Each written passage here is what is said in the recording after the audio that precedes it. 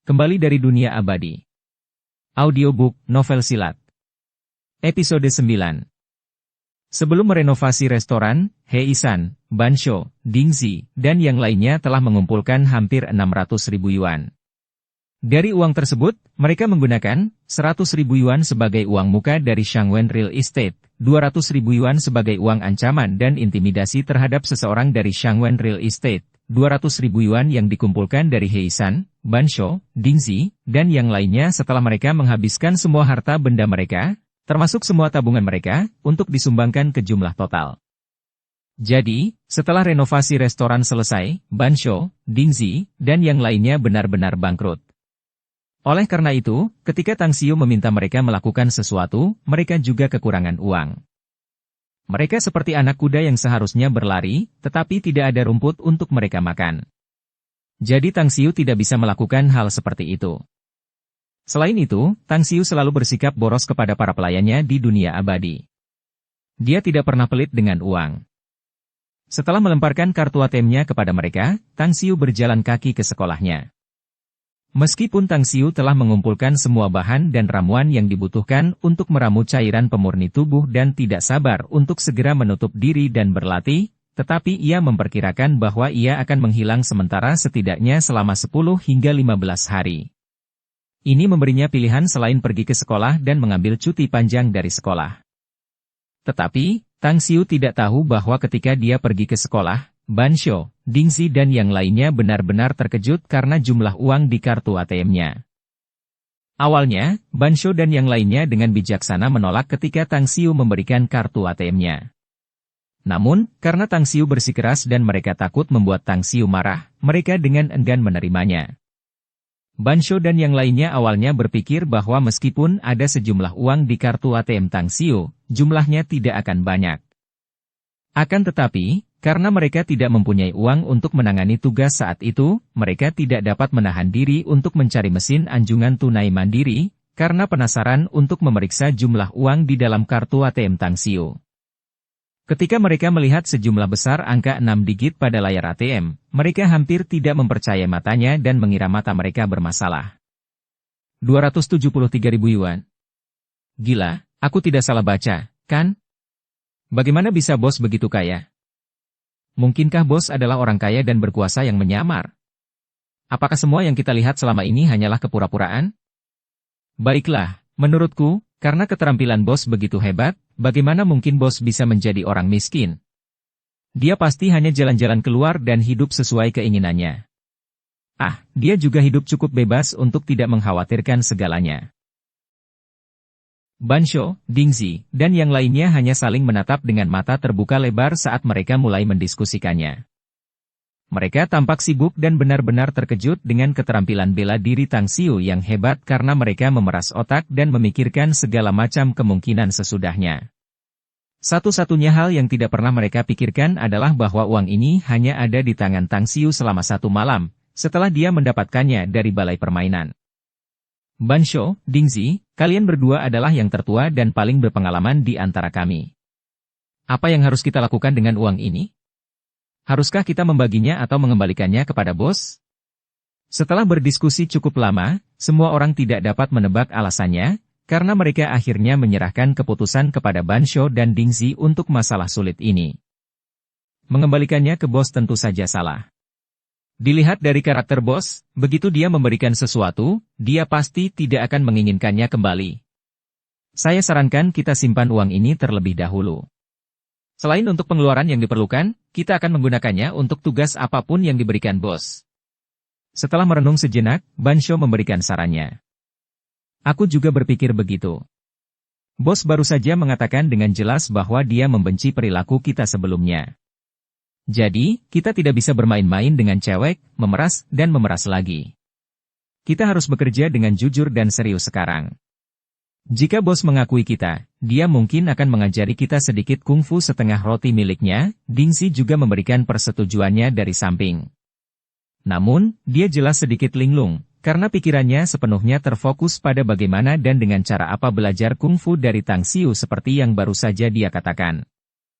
Bab 37, Takdir akan memungkinkan musuh bertemu. Setelah meninggalkan ruang pembeku, Tang Xiu sedikit menyesali tindakannya yang berlebihan. Tang Xiu telah memenangkan total lebih dari 290.000 yuan dari klub kesehatan dan kemakmuran.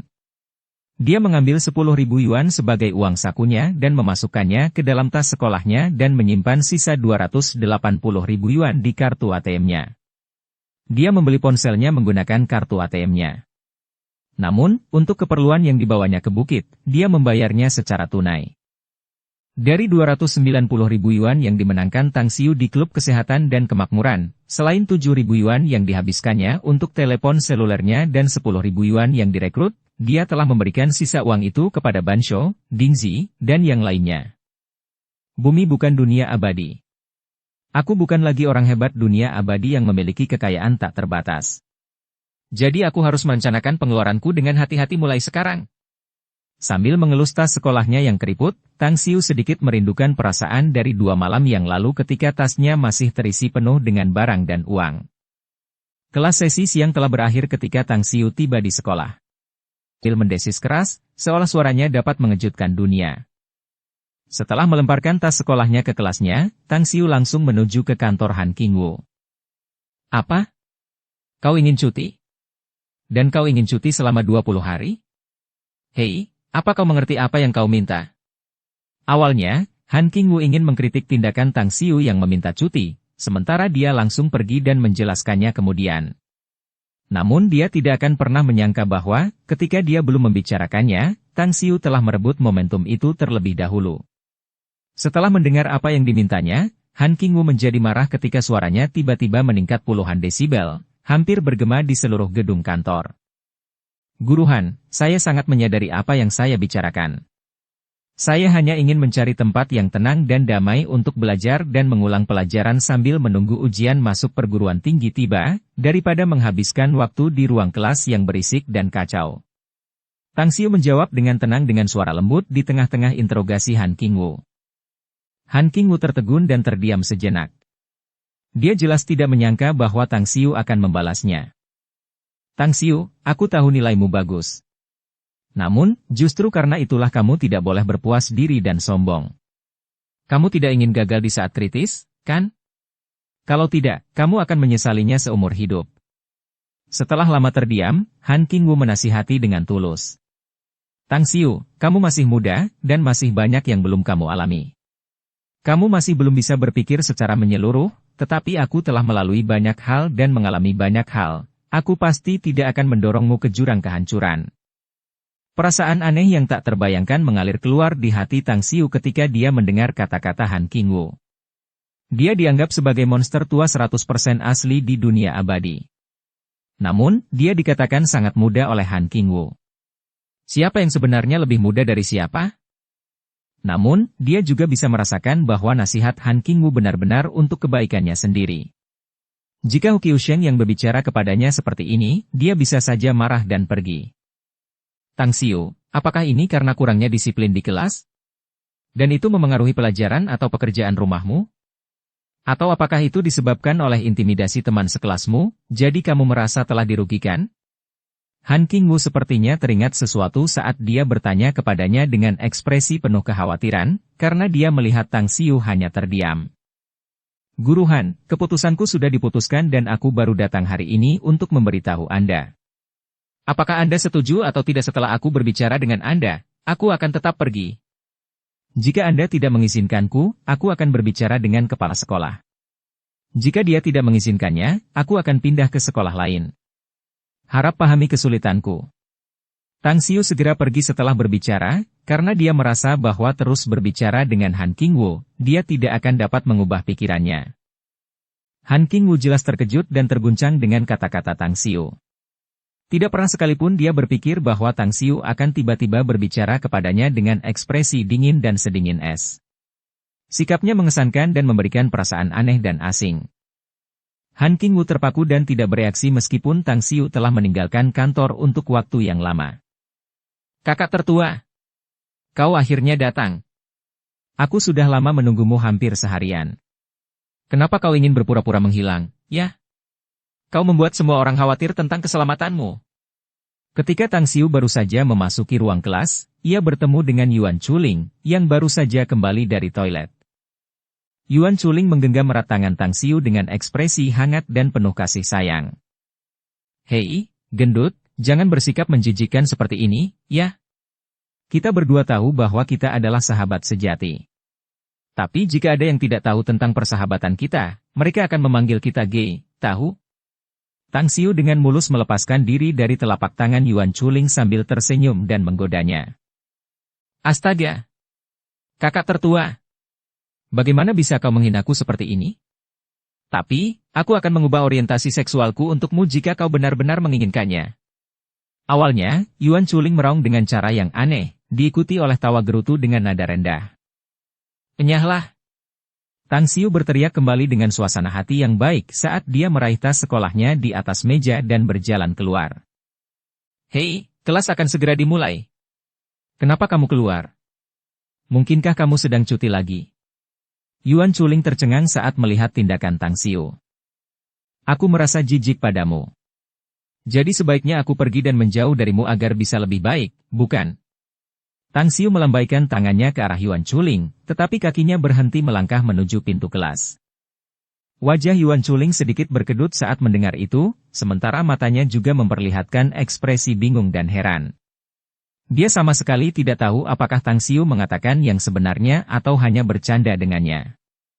Pada saat berikutnya, Yuan Chuling tersenyum dan tertawa, karena ketika Tang Xiu baru saja tiba di pintu kelas, dia mengeluarkan bola basket dari tas sekolahnya dan melemparkannya kepadanya. "Gemuk, ini hadiah ulang tahunmu, aku harap kamu menyukainya." Memang benar bahwa alasan Tang Xiu datang ke sekolah hari ini adalah untuk mengambil cuti. Namun alasan sebenarnya adalah karena ia tiba-tiba teringat bahwa hari ini adalah hari ulang tahun Yuan Chuling. Tang Xiu merasa bahwa ia harus mengatakan atau mengungkapkan sesuatu kepadanya karena Yuan Chuling adalah satu-satunya temannya di sekolah. Ia tidak dapat menahan perasaan bahwa ia harus memberinya sesuatu, dan kemudian membeli sesuatu yang sangat disukai Yuan Chuling, bola basket. Di sisi lain, ketika Han Qingwu akhirnya pulih dari pukulan yang diterimanya dari kata-kata Tang Xiu, dia segera pergi ke kelas. Dia ingin mengejar Tang Xiu tetapi dia tidak dapat menyalip langkah Tang Xiu. Untuk sesaat, wajahnya tiba-tiba berubah tidak sedap dipandang sementara matanya menjadi berkabut dan berair. "Dasar bajingan tak tahu malu, kau seperti anjing yang menggigit Ludong Bin. Kau tidak punya rasa terima kasih atas kebaikan orang lain. Jika kau gagal dalam ujian masuk perguruan tinggi, kau benar-benar pantas mendapatkannya." Di sudut yang kosong, Han Qingwu dengan marah menghentakkan kakinya sambil mengumpat sambil menggerutu dengan marah dan menggertakkan giginya. Han Qingwu tidak menyadari bahwa sikapnya saat ini seperti seorang siswi yang sedang marah, bukan seorang guru. Setelah meninggalkan sekolah, Tang Xiu mengkhawatirkan suatu masalah yang sulit. Sekarang dia mampu mengolah seni surgawi asal kosmik. Dia juga telah meningkatkan kekuatannya serta memiliki bahan untuk cairan pemurni tubuh. Namun, kemana dia harus pergi untuk meramu cairan pemurni tubuh dan kemudian mengambilnya? Meramu cairan pemurni tubuh akan menyebabkan perubahan yang sangat besar, dan Tang Xiu tidak ingin dikira sebagai teroris oleh orang lain dan ditangkap. Sementara setelah meminum cairan pemurni tubuh, dia harus segera menutup diri, dan itu akan memakan waktu setidaknya beberapa hari atau 10 hingga 15 hari. Dalam keadaan ini, dia tidak boleh ditemukan oleh siapapun. Jika berada di alam abadi, Tang Xiu tidak akan pusing untuk menyelesaikan masalah ini. Namun di bumi, ini menjadi masalah besar. Sial. Jika aku punya tanah dan rumah bangsawan di pinggiran kota, ini tidak akan jadi masalah. Tempat dengan nadi spiritual di desa Bukit Bertembok tiba-tiba terlintas di benak Tang Xiu. Namun, dia ingat bahwa dia bertemu dengan beberapa pemuda kaya generasi kedua di sana, jadi dia tidak bisa menahan rasa cemas dan khawatir. Tang Xiu terlalu tenggelam dalam pikirannya tentang masalah ini, sampai-sampai dia tidak menyadari bahwa ada mobil off-road yang melaju kencang dan menerobos lampu merah. Tiba-tiba, suara pengereman bernada tinggi dan memekakan telinga menusuk telinganya, mendadak membangunkan Tang Xiu dari lamunannya. Dalam sepersekian detik, Tang Xiu panik, karena sebuah Land Rover hitam hampir menabraknya. Jika pengemudi tidak menginjak rem, dia bisa saja tertabrak dan terlempar. Sial! Dasar bajingan! Kau mau mati? Kau buta atau apa? Sial, kalau kau mati, kau memang pantas mati. Kau ingin berpura-pura tertabrak dan mendapatkan ganti rugi, bukan? Kau benar-benar pantas ditabrak mobil jika kau ingin berpura-pura tertabrak dan meminta ganti rugi. Tapi ayahmu tidak percaya bahwa kau tertabrak, dan tidak akan memberimu uang. Sial. Aku benar-benar sial. Kalau aku terlambat merespons, aku bisa saja melihat darah hari ini, dan pasti akan kalah taruhan. Untungnya aku baru saja melihat kalender kuning sebelum aku keluar dan selalu waspada sepanjang waktu. Ketika Tangxi mendengar suara rem darurat, seolah-olah ada ledakan keras yang meledak di benaknya. Kenangan menyakitkan saat ia mengalami kecelakaan mobil tiba-tiba muncul di benaknya.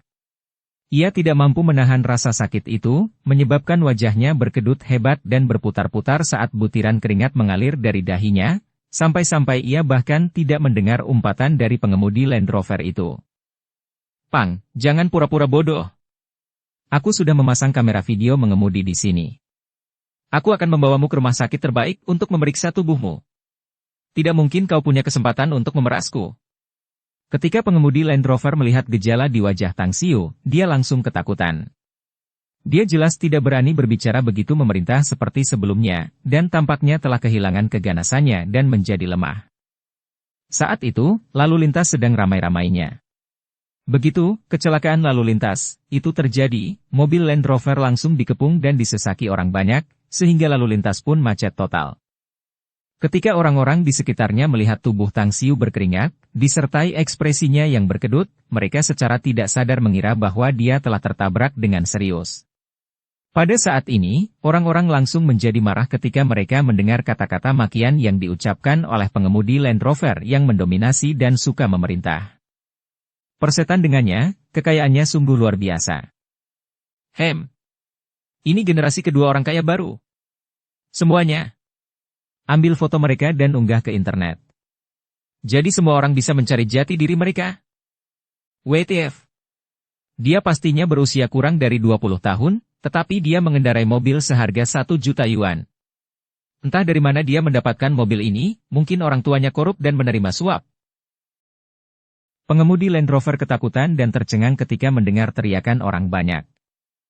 Pengemudi Land Rover itu sudah lama terbiasa menindas dan menindas orang lain dengan kekuasaan dan pengaruhnya, bahkan sampai memaki Tang Xiu dengan sikap arogan dan merendahkan. Hasilnya, dia sama sekali lupa bahwa ada banyak orang di sekitarnya, sementara kerumunan itu pada dasarnya juga sama dengan Tang Xiu, orang-orang yang terpinggirkan dan kelas bawah. Orang-orang ini umumnya bersimpati kepada orang lain yang juga lemah dan terpinggirkan dalam masyarakat. Kalau saja pengemudi Land Rover itu ikhlas dan memberi uang, dia bisa langsung pergi. Namun, dia mengumpat dan memaki dengan cara yang begitu angkuh dan arogan, yang membuat masyarakat semakin geram dan menangis. Zhang Yongjin, kamu bilang kamu bisa mengubah sifat pemarahmu itu. Dia belum menuntut ganti rugi. Bahkan jika dia menginginkan uang, kamu tinggal memberinya dan masalahnya selesai. Jika kamu menunda masalah dengan desa Bukit Bertembok, tidak peduli berapa banyak uang yang kamu miliki, itu tidak akan cukup. Ketika pengemudi Land Rover itu terjebak dalam momen yang canggung dan sulit, sebuah suara yang jelas dan cerah tiba-tiba terdengar di belakangnya. Pengemudi Land Rover itu merasa seolah-olah dia akhirnya menemukan sedotan di tali penyelamatnya dan tampak santai. Itu kamu? Itu kamu. Tang Xiu akhirnya tersadar dari ingatan menyakitkan itu, dan kemudian dia melihat seorang pemuda dengan kemeja bermotif bunga di belakang pengemudi Land Rover. Dia tidak bisa menahan diri untuk tidak mengernyitkan alisnya dan mengerutkan kening saat mulutnya juga berteriak kaget. Hampir pada saat yang sama, Tang Xiu mengenali pemuda di belakang pengemudi Land Rover. Pemuda itu juga mengenali Tang Xiu. Bab 38, tidak apa-apa mencari perkelahian. Ternyata pengemudi Land Rover dan pemuda berbaju bunga itu adalah dua orang kaya generasi kedua yang ditemui Tang Xiu di desa Bukit Bertembok. Tang Xiu samar-samar ingat bahwa pemuda berbaju bunga itu bernama Su Renfei, seorang pemuda kaya bodoh yang selalu menggunakan uang untuk berurusan dengan orang lain. Sementara itu, si pria berotot yang lebih pintar darinya adalah Zhang Yongjin, si bajingan pemberani yang bodoh dan suka menindas. Nah, berapa yang kau inginkan? Sebutkan jumlahmu. Selama kami rasa tidak berlebihan, kami akan membayar. Tapi kuperingatkan kau, jangan terlalu berlebihan, kalau tidak, kau tidak akan mendapatkan sepeser pun dari kami. Kau bahkan bisa ditangkap karena ini. Su Renfei melirik Tang Xiu lama-lama sambil bertanya dengan ekspresi meremehkan. Awalnya, Zhang Yongjin ingin berbicara. Namun, di bawah tatapan tajam orang-orang di sekitarnya, dia tidak berani mengatakan apapun dan menyerahkan semuanya kepada Su Renfei untuk menangani Tang Xiu. Kau boleh pergi, aku baik-baik saja. Meskipun Tang Xiu tidak menyukai nada bicara dan sikap Su Renfei, dia bukanlah tipe orang rendahan yang membuat masalah tanpa alasan. Dia menggelengkan kepalanya dan berbicara dengan nada acuh tak acuh. Jawaban Tang Xiu jelas-jelas menyimpang dari imajinasi Su Renfei dan Zhang Yongjin. Penonton juga mengira mereka salah dengar dan ada masalah dengan telinga mereka. Mereka melihat dengan jelas bahwa tubuh pemuda itu berkeringat deras tadi, dan ekspresi kesakitan yang ditunjukkannya itu tidak dibuat-buat. Bagaimana mungkin dia membiarkan mereka pergi dan menolak uang mereka? Hei, bocah! Kau mau bermain-main dengan kami? Membiarkan kami pergi sebentar lalu kau pergi ke polisi untuk melaporkan kecelakaan tabrak lari? Setelah hening sejenak, sebuah suara aneh terdengar dari kerumunan. Suara itu berasal dari seorang pemuda yang mengenakan jas di belakang Su Renfei. Setelah mendengar perkataan pemuda berjas itu, ekspresi pengertian terlihat di wajah Su Renfei, dan kerumunan berteriak, "Oh!" Jelas bahwa semua orang mengira bahwa pemuda berjas itu telah menebak dengan benar maksud sebenarnya dari Tang Xiu. "Nak, aku tahu kau busuk saat aku bertemu denganmu di puncak bukit. Tapi aku tidak pernah mengira kau sebusuk ini. Aku benar-benar tidak percaya aku tidak bisa menidurimu." Si kekar, mata Zhang Yongjin tiba-tiba membelalak saat dia menatap Tang Xiu. Telapak tangannya terentang dan mencoba meraih kerah baju Tang Xiu sambil juga mengumpat keras pada saat yang sama. Tang Xiu lengah dan dalam keadaan linglung ketika dia hampir tertabrak mobil, tetapi karena dia dalam kondisi sadar saat itu, wajar saja jika dia tidak mungkin tertangkap. Cahaya dingin melintas di mata Tang Xiu saat melihat telapak tangan Zhang Yongjin terulur ke arahnya. Dia melangkah mundur dengan mulus dan berhasil menghindari telapak tangan Zhang Yongjin. "Pang, kau benar-benar memalsukan kecelakaan dan menginginkan uang darinya." Zhang Yongjin terdiam sesaat ketika genggamannya gagal, sebelum dia berteriak keras dengan ekspresi gembira. Karena gerakan Tang Xiu untuk menghindar terlalu lincah, ini bukanlah tindakan yang dapat dilakukan oleh orang yang terluka. Terlebih lagi, ketika Tang Xiu melangkah mundur beberapa saat yang lalu, tidak ada sedikit pun bekas luka di tubuhnya saat ia benar-benar tertabrak dari badan mobil. "Pang, kau benar-benar memasukkan kecelakaan dan menuntut ganti rugi, paman besar tidak akan pernah mengampunimu." Zhang Yongjin hanya memiliki sedikit rasa bersalah dan belum memastikan kondisi Tang Xiu apakah dia benar-benar tertabrak mobil atau tidak. Dan karena dia telah memastikan bahwa dia tidak menabrak Tang Xiu, dia langsung mengamuk saat dia membentak dengan keras sambil juga bergegas maju ke arah Tang Xiu. Su Renfei dan Huan Jun tidak dapat menahan diri untuk menggelengkan kepala saat melihat ekspresi gembira Zhang Yongjin. Mereka berdua sangat menyadari karakter Zhang Yongjin. Dia berpikiran sempit dan selalu ingin membalas dendam atas perselisihan sekecil apapun. Tipe orang yang tidak ingin berutang budi pada siapapun. Zhang Yongjin merasa dirinya dilecehkan, dan dituduh oleh penonton karena Tang Xiu. Karena dia merasa telah dirugikan, bahkan jika Tang Xiu tidak mati, dia harus mengajarinya dan mengulitinya sedikit. Huan Jun mengangkat tangannya dan melihat arlojinya. Dengan cemas dan khawatir, dia bertanya, "Afei, apakah menurutmu anak itu benar-benar memalsukan kecelakaan itu dan menginginkan kompensasi? Dia seharusnya tidak melakukannya, mengapa?" Meskipun anak itu terlihat miskin dan melarat, tetapi dia tampak jujur dan adil. Dia tidak peduli dengan uang. Jika dia benar-benar memalsukan kecelakaan itu dan menginginkan kompensasi, dia pasti sudah meminta sejumlah uang beberapa saat yang lalu dan tidak akan membiarkan kita pergi begitu saja. Su Renfei menggelengkan kepalanya sambil menjawab dengan nada ragu-ragu. "Ah, mulutku benar-benar murahan. Aku cukup marah karena anak itu mempermainkan kita di puncak bukit kemarin, jadi aku tidak bisa menahan diri untuk tidak mengucapkan kata-kata yang memprovokasi itu." Di bawah tatapan mata Su Renfei yang bertanya-tanya, Huan Jun menjelaskan dengan ekspresi bersalah dan cemas. "Kau, bahkan si pintar itu pun jadi bingung saat ini. Proyek desa Bukit Bertembok sangat penting. Tapi kau malah ingin melampiaskan kemarahanmu pada anak itu, apa itu sepadan? Sementara Su Renfei sedang berpikir bagaimana menyelesaikan masalah itu, Huan Jun tiba-tiba mengucapkan kata-kata itu. Dan setelah mendengar penjelasannya, matanya menjadi gelap saat ia hampir jatuh ke tanah. Jika kita terlambat, kakak tertua pasti sudah membereskan kita. Su Renfei melotot marah ke arah Huan Jun lalu berbalik untuk masuk ke mobilnya. Sial! Hei, jangan pergi. Kalau kamu pergi, apa yang harus kita lakukan dengan masalah ini? Huan Jun tercengang saat melihat Su Renfei pergi ke mobilnya. Aku akan ke hotel dulu. Kau tinggallah di sini untuk membantu si otot besar itu membersihkan kekacauannya. Kuharap dia tidak bertindak terlalu jauh. Jika dia benar-benar mempermainkan hidup orang lain, kau bisa bilang kau kurang beruntung. Su Renfei tersenyum dan menyalakan Jeep Wrangler-nya. Pada saat berikutnya, senyum Su Renfei lenyap saat mulutnya tiba-tiba menganga. Fei, apa yang terjadi? Ketika Huan Jun ingin bertanya lebih lanjut, pada saat yang sama, dia mengikuti pandangan Su Renfei. Lehernya seperti dicekik saat tenggorokannya mengeluarkan suara terbata-bata dan samar-samar dengan mata yang langsung terbelalak dan hampir keluar. Pemandangan yang membuat Su Renfei dan Huan Jun tercengang adalah adegan seorang pria jangkung dengan tinggi 1,9 meter, mirip Zhang Yongjin, tengah dikendalikan dan dicengkeram erat oleh Tang Xiu yang tingginya 1,7 meter.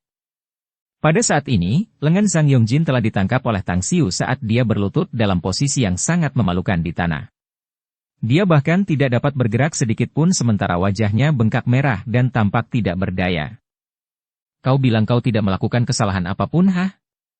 Bajinganmu hampir menabrakku dengan mobilmu. Aku cukup murah hati untuk membiarkanmu pergi, tetapi kau bertindak terlalu jauh dengan menggangguku. Bukankah ini sama saja dengan kau ingin memaksaku membuatmu minum air senimu sendiri setelah kau menolak makan, hah? Tang Xiu menendang pantat Zhang Yongjin sambil memaki-makinya. Setelah menelan banyak saripati darah ular piton, Tang Xiu tidak memiliki kesempatan untuk mencoba dan melampiaskan kekuatannya. Tiba-tiba, pria sebesar itu berinisiatif untuk menjual dan mengetuk pintunya. Jadi, Tang Xiu juga senang membeli layanan tersebut dan membersihkannya. Pang, aku tidak menyangka kau benar-benar punya nyali. Jika kau berani melepaskanku, aku akan benar-benar membuatmu terlihat seperti sampah. Meskipun dia telah benar-benar dijungkir balikan oleh Tang Xiu, Zhang Yongjin masih bersikeras dan tidak menyerah saat dia berteriak keras. Betapa besarnya beruang, pepatah legendaris, semua otot dan tidak punya otak, sangat cocok untukmu. Aku telah mengalahkanmu dengan susah payah. Apa yang kau andalkan agar aku melepaskanmu? Berlututlah padaku dan akui kesalahanmu dan aku akan melepaskanmu. Kalau tidak, kau bisa berlutut padaku sepanjang hari di sini. Tang Xiu menatap Huan Jun dengan ekspresi provokatif saat mulutnya mengejek mereka tanpa ampun. Bajingan! Lepaskan aku saat aku masih belum benar-benar marah. Cepat lepaskan aku. Atau, bahkan jika kau ingin melepaskanku nanti, kau akan terlambat. Setelah mendengar kata-kata Tang Xiu, Zhang Yongjin hampir mati lemas karena amarahnya saat dia berteriak dan memerintah dengan marah. Beruang besar, sepertinya pikiranmu sudah gila. Kalau begitu, aku akan membuatmu sadar. Tang Xiu benar-benar membenci karakter Zhang Yongjin yang sombong, karena dia seperti ini bahkan dalam situasi seperti ini. Dia mencibir sambil memicu dan menekan tangan Zhang Yongjin ke bawah, dan mempermalukannya lebih jauh saat dia menundukkan kepalanya ke aspal. Ketika Zhang Yongjin berteriak keras, suara dentuman keras terdengar saat kepala Zhang Yongjin membentur aspal. Hujan umpatan dari mulutnya berubah menjadi ratapan dan suara dengungan kesakitan. Bajingan, kau sudah mati. Kau benar-benar sudah mati. Di tengah dengungan dan gumamannya yang menyakitkan, Zhang Yongjin masih tidak tahan untuk tidak mengutuk dan mengancam. Baiklah, kalau begitu, aku akan lihat siapa yang akan mati lebih dulu. Kemarahan Tang Xiu akhirnya meledak. Dia sudah diancam berulang kali. Dia mencibir dan kemudian memukul kepala Zhang Yongjin tanpa ragu-ragu. Awas! Berhenti! Saat melihat kepala Zhang Yongjin hendak membentur aspal dan dipermalukan lagi, dua suara tiba-tiba meledak di belakang Tang Xiu saat dua helai angin bertiup ke arah pipi Tang Xiu. Di saat kritis ini, Huan Jun tidak punya pilihan selain memerintahkan pengawalnya untuk bertindak dan menyelamatkan Zhang Yongjin. Bagaimanapun, dialah yang memprovokasi perkelahian antara Sang Yongjin dan Tang Xiu. Melihat bagaimana Sang Yongjin menderita kerugian, dan jika sesuatu yang buruk terjadi padanya, Huan Jun pasti akan menanggung akibatnya. Jadi, satu-satunya jalan keluar adalah menyelamatkannya secepat mungkin dan membiarkan Sang Yongjin tidak terlalu menderita. Untuk meredakan amarah Sang Yongjin, Huan Jun bahkan memerintahkan pengawalnya untuk mematahkan lengan Tang Xiu. Meskipun Sang Yongjin mungkin terlihat sederhana dan hanya berotot tanpa otak, tetapi Huan Jun sangat menyadari bahwa Sang Yongjin tidak benar-benar bodoh. Dia seringkali terlalu malas untuk berpikir dan menggunakan otaknya sendiri. Namun begitu dia benar-benar menggunakan otaknya, dia biasanya menjadi lebih cerdas daripada orang lain. Alasan mengapa Sang Yongjin terlalu malas menggunakan otaknya adalah karena pengaruh keluarganya terlalu kuat. Ketika kekuatan keluarga atau seseorang menjadi terlalu kuat sampai tingkat tertentu, semua rencana dan trik menjadi tidak berguna di hadapan mereka, sampai-sampai dia mungkin berpikir bahwa tidak perlu menggunakan otaknya sendiri. Dan Sang Yongjin adalah orang seperti ini. Meskipun Sang Yongjin telah lama berteman dengan Su Renfei dan Huan Jun, dan sering pergi bermain bersama, tetapi baik Su Renfei maupun Huan Jun, mereka sangat memahami kekuatan dan modal keluarga mereka. Modal keluarga mereka berdua hanya 1/10 dari modal keluarga Sang. Senyum kejam dan jahat terungkap di wajah Huan Jun saat melihat dua pengawalnya hampir mencengkeram Tang Xiu. Meskipun Huan Jun tidak tahu bagaimana Sang Yongjin terbalik dan dibuat tidak dapat bergerak oleh Tang Xiu, tetapi dia benar-benar yakin dengan kemampuan kedua pengawalnya. Dia tahu bahwa kedua pengawalnya itu bukan orang biasa. Mereka adalah para veteran yang memiliki pengalaman bertempur puluhan tahun sebelum pensiun sebagai tentara. Kemampuan bergulat dan bela diri mereka telah mencapai kesempurnaan. Huan Jun pernah menyaksikan mereka berdua memukul dan membersihkan puluhan penjahat hanya dalam beberapa menit. Karena itu, dia tidak khawatir kedua pengawalnya tidak akan mampu menyelesaikan tugas mereka. Bab 39, Membersihkan musuh dalam sekejap. Cah, kan?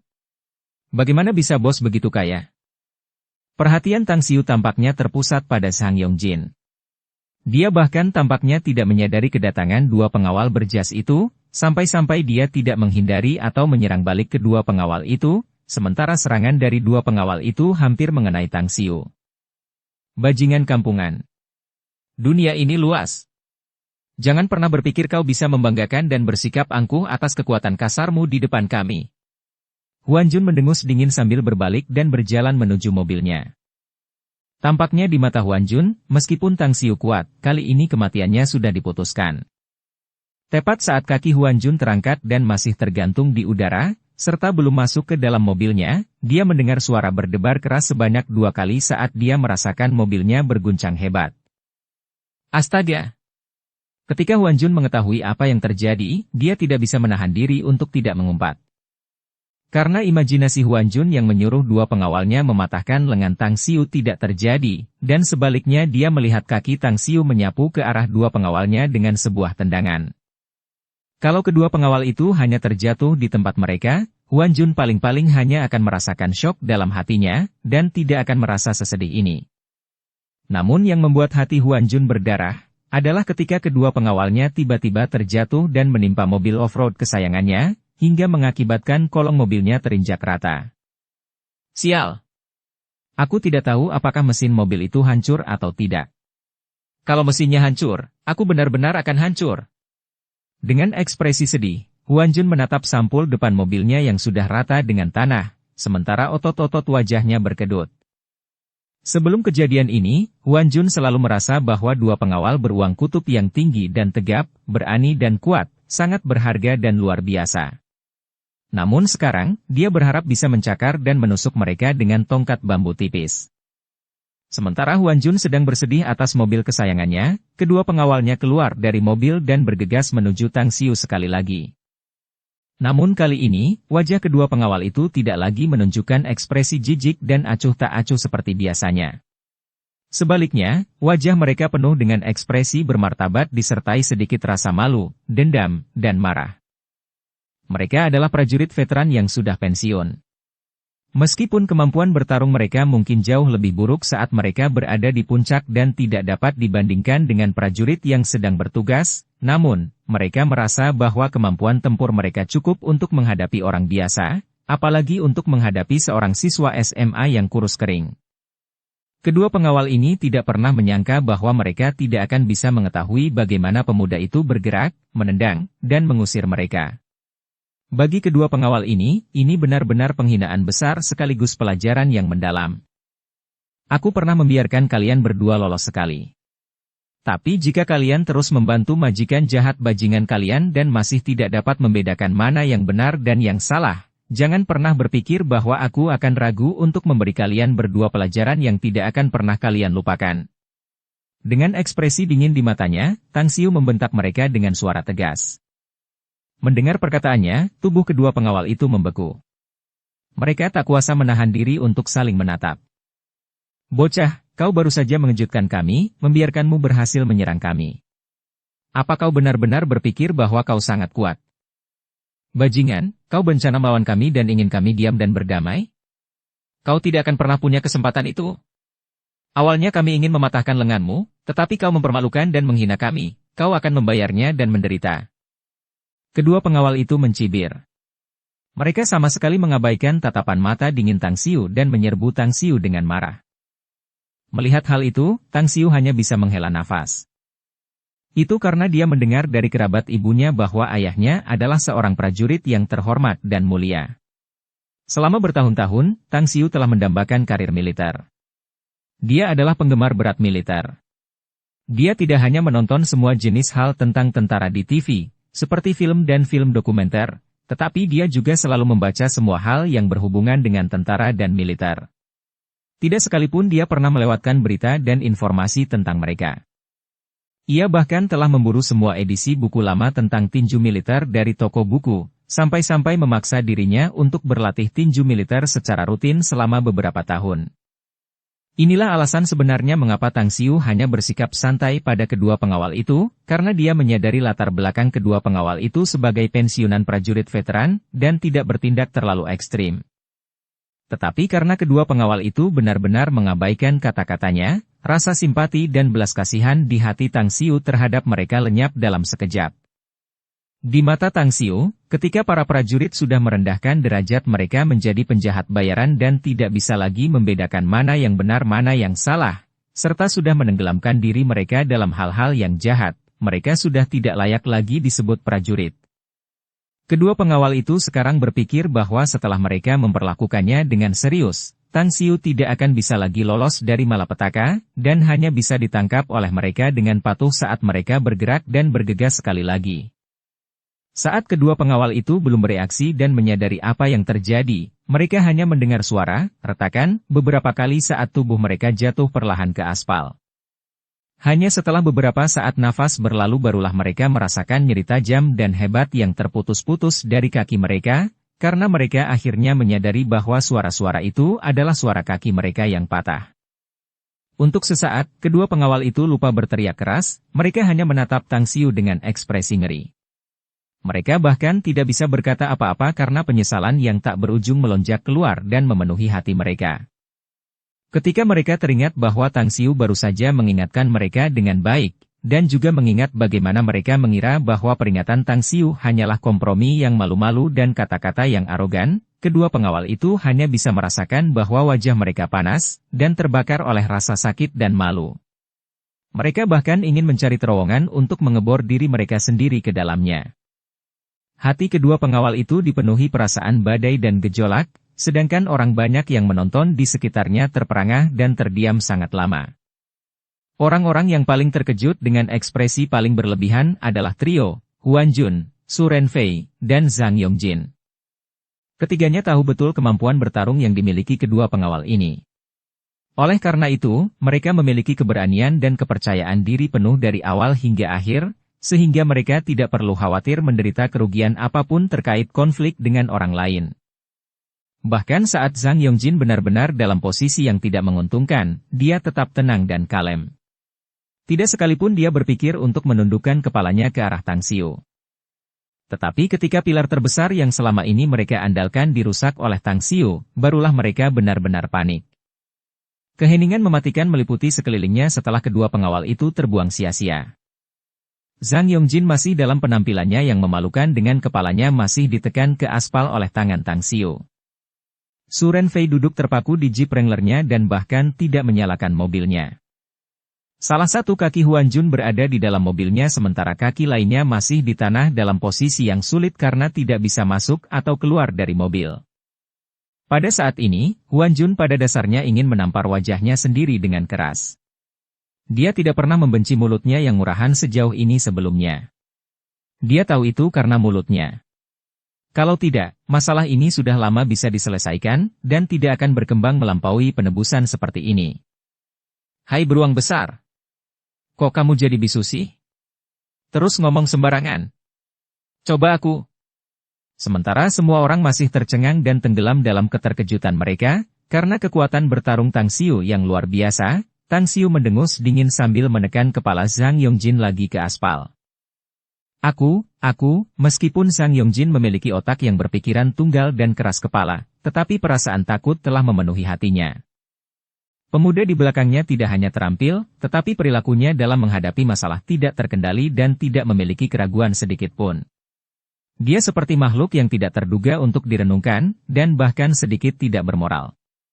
Zhang Yongjin bahkan menduga bahwa dia masih bisa terus mengeluarkan kata-kata keras kepala, tetapi sekarang, sangat pasti bahwa dia akan membayarnya dengan pahit.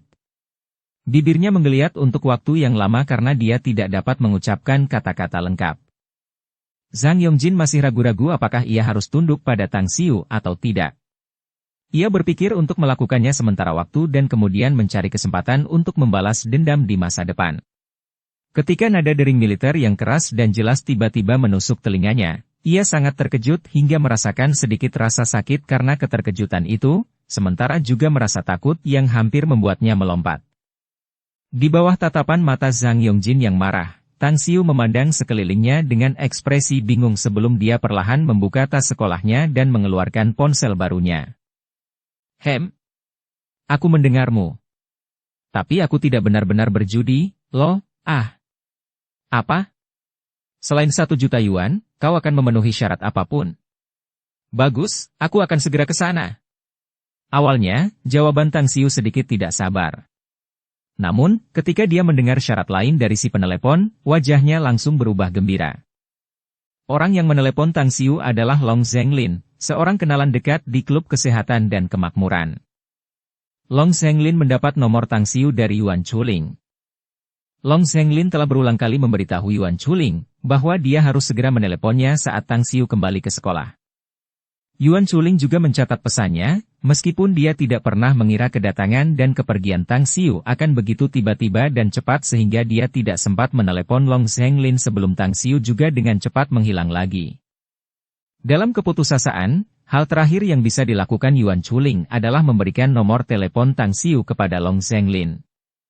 Ketika Long Zhenglin mendapat nomor telepon Tang Xiu, tentu saja dia tidak dapat menahan diri untuk langsung menelepon Tang Xiu dan meminta bantuannya. Hal itu dikarenakan acara perjudian akan segera dimulai karena master judi lawan sudah datang di tempat yang telah ditentukan, sedangkan keluarga Long belum dapat menemukan master judi yang terkenal, hal tersebut membuat mereka sangat cemas dan pasif. Karena tak ada cara lain lagi untuk menghadapi situasi ini, Long Zhengyu hanya bisa memilih untuk percaya pada Long Zhenglin dan berjanji untuk membiarkan Tang Xiu berjudi menggantikan mereka. Anggap saja dirimu beruntung hari ini. Namun, jika lain kali aku mendapati kalian semua masih tidak dapat membedakan yang benar dari yang salah, menjebak dan menjebak orang lain, aku tidak akan pernah ragu untuk memberimu pelajaran yang lebih mendalam. Tang Xiu segera pergi setelah berbicara, karena si penelepon mendesaknya untuk segera datang sebelum menutup telepon. Hanya sampai sosok Tang Xiu menghilang, Zhang Yongjin akhirnya percaya bahwa dia telah lolos dari kesengsaraannya. Tubuhnya langsung melemah saat dia lumpuh dan jatuh ke tanah. Dia ternganga dengan mulut terbuka lebar. Yongjin, aku benar-benar minta maaf, aku tadi bersikap impulsif. Aku seharusnya tidak menghasutmu untuk berurusan dengan orang desa itu. Ketika Zhang Yongjin sedang duduk di tanah dan terengah-engah, Huan Jun bergegas menghampirinya terlebih dahulu sambil meminta maaf kepadanya dengan ekspresi khawatir. Zhang Yongjin menatap Huan Jun dengan tenang selama beberapa saat. Setelah beberapa lama, barulah ia tersenyum masam dan dipaksakan. Hutua, kita sudah berteman lama. Aku tidak tahu tentang pikiran-pikiran kecil yang ada dalam benakmu, tetapi aku tahu bahwa kau juga menambahkan bahan bakar ke dalam api. Alasan lainnya adalah karena aku benar-benar tidak tahan melihat bajingan itu. Aduh. Sial, sakit sekali. Zhang Yongjin hanya dapat menyelesaikan kalimatnya dengan setengah tergesa-gesa saat rasa sakit yang tajam dan akut tiba-tiba datang dari kedua pergelangan tangannya.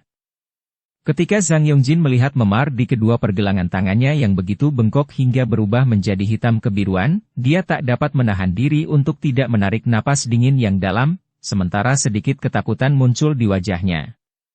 Su Renfei, pergilah ke bagasi mobilku dan ambil sebotol anggur. Aku akan menggunakannya untuk menggosok memar Yongjin. Setelah mendengar kata-kata Zhang Yongjin, simpul di hati Huan Jun akhirnya mereda. Dan di saat berikutnya, dia tidak ragu untuk meraih pergelangan tangan Zhang Yongjin dan dengan hati-hati menggosoknya tanpa ragu-ragu. Dukung channel Novel Silat dengan subscribe, follow, like, komen dan share. Bab 40, Kakak Perempuan Sang Bos. Beberapa menit kemudian, Tang Xiu muncul di depan pintu masuk aula makan Long karena kakak beradik Long, Long Zhengyu dan Long Zhenglin telah lama menunggu Tang Xiu di sana. Kakak tertua, hari ini, apakah kita bisa merebut desa Bukit Bertembok atau tidak, semuanya tergantung padamu. Begitu melihat Tang Xiu, dengan ekspresi gembira, Long Zhenglin berbicara sambil melangkah maju dan dengan kuat meraih tangan Tang Xiu. Tang Xiu tersenyum dan tidak berbicara, tetapi pandangannya terpaku pada Long Zhengyu. Long Zhengyu juga diam-diam mengamati Tang Xiu saat keempat mata mereka bertabrakan di udara. Saya Long Zhengyu, kakak laki-laki Long Zhenglin. Terima kasih telah merawat Zhenglin. Hari ini, kami benar-benar bergantung pada Tuan Tang. Ketika dia melihat bahwa Tang Xiu tidak bersemangat menyambut adik laki-lakinya dan malah menyadari kehadirannya terlebih dahulu, Long Zhengyu diam-diam mengangguk. Dia mulai mengenali Tang Xiu saat dia mengulurkan tangan kanannya kepadanya. Semacam perasaan aneh dan ganjil muncul di hati Tang Xiu ketika mendengar ucapan Long Zhengyu dan dia memanggilnya, Tuan. Namun, dia juga mengulurkan tangannya untuk menjabat tangan Long Zhengyu. Tuan Long, sejujurnya, saya mungkin memiliki kemampuan pengamatan dan perhitungan yang lebih kuat dibandingkan dengan orang lain. Namun, saya tidak tahu banyak tentang teknik dan aturan perjudian. Mohon maafkan saya terlebih dahulu. Hari ini, saya hanya bisa mencoba yang terbaik dan tidak dapat menjamin bahwa saya akan menang. Tang Xiu menatap Long Zhengyu sejenak sambil berbicara sambil tersenyum. Ketika dia mengucapkan kata-kata ini, Tang Xiu cukup cemas. Dia khawatir Long Zhengyu akan langsung mengusirnya. Itu karena Long Zhenglin jelas-jelas terdengar stres di telepon. Bahwa proyek desa Bukit Bertembok sangat penting bagi keluarga Long. Tetapi bahkan jika keluarga Long harus mengambil desa Bukit Bertembok, dia tidak dapat memberi mereka jaminan apapun tentang hal itu. Memang benar bahwa alasan mengapa Tang Xiu berjanji untuk datang dan membantu mereka adalah karena faktor imbalan. Namun, hal yang benar-benar menggodanya adalah hak pengembangan dan eksploitasi untuk desa Bukit Bertembok. Sejak menemukan spiritual vein di Bukit Bertembok, Tang Xiu telah merenungkan dan mengkhawatirkan bagaimana cara memiliki tempat itu dengan spiritual vein. Dia tidak pernah berpikir bahwa Long Zhenglin akan mengambil inisiatif untuk menemukannya. Rasanya seperti dia sedang mengantuk dan seseorang mengiriminya bantal, yang mana, tawaran itu adalah sesuatu yang tidak dapat ditolak Tang Xiu. Namun, baik di kehidupan sebelumnya maupun di kehidupan ini, Tang Xiu tidak pernah mengandalkan perjudian untuk mendapatkan kekayaannya. Oleh karena itu, ia tidak yakin dengan keterampilan berjudinya. Inilah alasannya mengapa ia berbicara jujur kepada Long Zhengyu agar tidak terbalik, disalahkan, dan kemudian dibuang ke dalam lubang jika mereka kalah dalam perjudian. Namun, Tang Xiu tidak menyangka bahwa pengakuan jujurnya membuat kesan Long Zhengyu terhadapnya semakin meningkat. Kepercayaan diri Long Zhengyu yang telah jatuh ke jurang, tampaknya telah bangkit kembali. Tuan Tang terlalu rendah hati. Perjudian selalu bergejolak dan tidak terduga. Tidak ada yang berani menepuk dada dan membanggakan bahwa mereka dijamin menang. Long Zhengyu tersenyum dan menatap Tang Xiu dengan mata penuh penghargaan. Saat mereka masih saling menyapa di pintu masuk, tiba-tiba terdengar bunyi rem darurat mobil yang memekakkan telinga, disusul beberapa orang yang bergegas turun dari mobil dan langsung berlari menuju ke arah pintu masuk. Ketika dia melihat orang-orang ini, Tang Xiu terkejut. Karena orang-orang ini ternyata adalah orang-orang yang baru saja berkonflik dengannya, Zhang Yongjin, Huan Jun, dan Su Renfei. Hampir pada saat yang sama, Tang Xiu melihat trio Zhang Yongjin yang berjalan di depan juga menemukan Tang Xiu. Saat dia melihat Tang Xiu, langkah Zhang Yongjin tiba-tiba terhenti dan tubuhnya melangkah mundur tanpa terkendali. Su Renfei dan Huan Jun yang malang, yang berada di belakang Zhang Yongjin, tidak dapat melihat Tang Xiu, karena pandangan mereka terhalang oleh Zhang Yongjin. Oleh karena itu, ketika Zhang Yongjin tiba-tiba berhenti dan melangkah mundur, mereka tidak punya waktu untuk menghentikan langkah mereka. Suara benturan teredam terdengar 2 kali saat tubuh Su Renfei bersama Huan Jun bertabrakan dengan tubuh Zhang Yongjin. Tubuh Zhang Yongjin yang seperti menara besi tidak bergerak dan bergetar sedikit pun. Namun Su Renfei dan Huan Jun yang memukulnya jatuh dengan pantat mereka di tanah, dan mereka langsung berteriak kesakitan. "Kakao! Bagaimana bisa kau ada di sini? Kakao tidak ingin membuat masalah." Zhang Yongjin mengabaikan rasa malu dan tertekan sahabatnya saat dia melihat Tang Xiu dengan ekspresi panik dan berbicara dengan terbata-bata. Trauma psikologis yang ditimbulkan Tang Xiu padanya terlalu besar. Tidak pernah sekalipun dalam hidupnya dia berlutut dan bersujud kepada orang lain, tetapi Tang Xiu telah membuatnya berlutut dan bersujud. Fakta yang membuat Zhang Yongjin berduka dan tidak berdaya adalah karena dia benar-benar dibersihkan secara menyedihkan oleh Tang Xiu, sementara dia bahkan tidak tahu nama dan latar belakang Tang Xiu. Zhang Yongjin awalnya ingin perlahan-lahan mencari informasi tentang identitas Tang Xiu, dan kemudian perlahan-lahan membalas dendam padanya. Bahkan dalam mimpinya, Zhang Yongjin tidak pernah berpikir bahwa Tang Xiu akan muncul begitu cepat di depannya lagi. Tanpa persiapan mental untuk menghadapinya secara tiba-tiba, Zhang Yongjin secara alami panik karena dia kehilangan ketenangannya karena takut. "Saudara Tang, ada apa ini?" Ketika Long Zhengyu melihat bahwa trio Zhang Yongjin telah tiba, ia awalnya ingin bersembunyi di pinggir. Namun, ia takut untuk pergi karena Tang Xiu akan merasa bahwa ia telah diusir. Jadi, ia tidak punya pilihan selain bersiap untuk berdiri bersamanya. Awalnya, Long Zhengyu berpikir bahwa ketika Zhang Yongjin dan ketiganya melihatnya, mereka pasti akan mengejek dan mencemoohnya, dan dia tidak akan bisa keluar dari situasi ini. Namun, dia tidak menyangka bahwa perhatian Zhang Yongjin langsung tertuju pada Tang Xiu di belakangnya dan bahkan kehilangan sikapnya, yang membuat Long Zhengyu heran dan tentu saja terkejut. Dia sangat menyadari identitas Zhang Yongjin. Di lingkungannya, semua orang mengenal iblis berkulit manusia yang terkenal itu, Zhang Yongjin. Dia adalah orang yang tidak masuk akal dan keras kepala.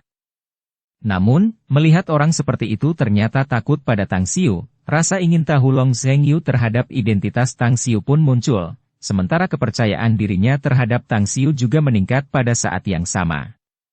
Tanpa disadari, penilaian dan pandangannya terhadapnya juga berubah. "Tidak apa-apa, dia mungkin salah mengira aku orang lain."